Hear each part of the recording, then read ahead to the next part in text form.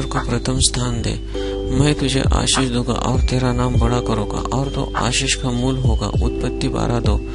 मैंने अनेक पुस्तकें पढ़ी है जिसमें दर्शाया गया कि कोई व्यक्ति धनी होकर सरल व सीधा नहीं हो सकता। ऐसी शिक्षा मुझे बेचैन कर देती है, क्योंकि मेरा विश्वास है कि परमेश्वर के अपने लोगों के लिए यह अच्छा है कि वे अपने जीवन में के प्रत्येक क्षेत्र में समृद्ध रहे, धन तथा वस्तुओं को प्राप्त करने में भी। भजन संहिता 35:27 बताता है कि परमेश्वर अपने लोगों को समृद्धि से प्रसन्न होता है। मुझे कभी कोई ऐसा पद नहीं मिला जिसमें लिखा है कि जब उसके लोगों की आवश्यकताएं पूरी नहीं होती है तब परमेश्वर प्रसन्न होता है। यह सत्य है कि परमेश्वर का वचन कहता है कि धनी को स्वर्ग के राज्य में प्रवेश करना कठिन है। देखिए मत्ती 19:23। परंतु यह असंभव नहीं है। धन हमारा ध्यान परमेश्वर से और उसकी इच्छा से हटा सकता है, परंतु ऐसा होना आवश्यक नहीं है। हमें धन की बहुतायत से डरना नहीं चाहिए, परंतु वास्तव में हमें उस धन का उपयोग योग्य रीति से उपयोग करना सीखना चाहिए। यदि हम धन तथा भौतिक वस्तुओं के प्रति योग्य दृष्टिकोण रखते हैं तब उसका उपयोग अनेकों के आशीष का कारण बन सकता है। धार्मिकता के क्षेत्र में लोगों को अधिक खर्चीले न होने के विषय में सिखाने की बजाय उस धन से ही दूर रहने के विषय में बताना आसान होता है। मैं ऐसी शिक्षा देने के लिए मान्यता नहीं देती, क्योंकि परमेश्वर ने सब वस्तुएं बनाकर हमें आनंद लेने के लिए प्रदान की है। हम भरपूरता का आनंद लालची या परमेश्वर से दूर न जाते हुए कर सकते हैं। हम समृद्ध होते हुए भी परमेश्वर को जीवन में प्रथम स्थान दे सकते हैं। मैं आवश्यकता से अधिक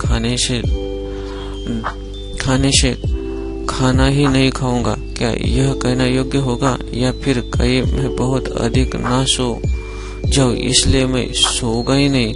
इस प्रकार करने का कोई अर्थ नहीं है, और यह कहना भी अर्थहीन है कि पैसे मेरे जीवन में मोह परीक्षा का कारण न बने, इसलिए मैं गरीब रहने का वचन देता हूँ। मैं फिर कहना चाहता हूँ कि पैसा या भौतिक वस्तुएं समस्या नहीं है, परंतु उसके प्रति हमारा असंतुलित व्यवहार समस्या का कारण बन सकता है।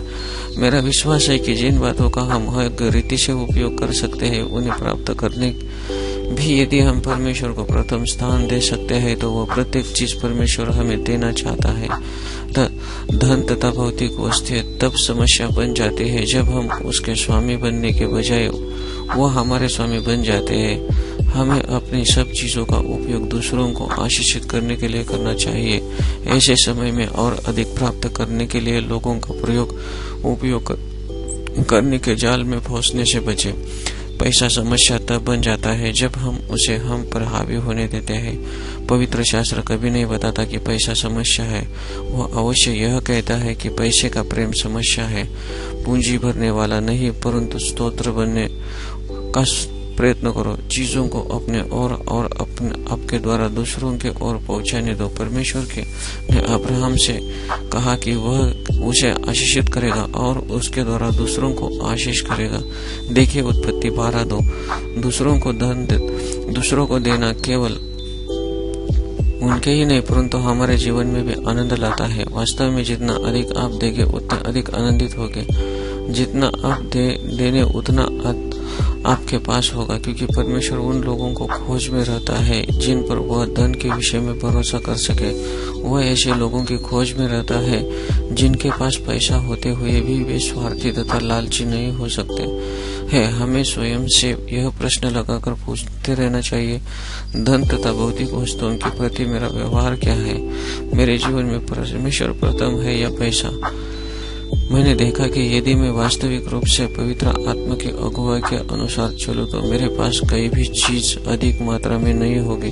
वह मेरी सब वस्तुओं को इस प्रकार नियंत्रित रखता है कि वह लगातार मेरे सामने किसी ऐसे व्यक्ति को लाकर खड़ा करता है जिन्हें उन वस्तुओं की अधिक आवश्यकता होती है जो मेरे पास अधिक है। पवित्र शास्त्र हमें सिखाती है कि यदि हमारे पास 2 वस्त्र है और किसी व्यक्ति के पास एक भी नहीं तो हमें अपने एक वस्तु को उसे देना चाहिए।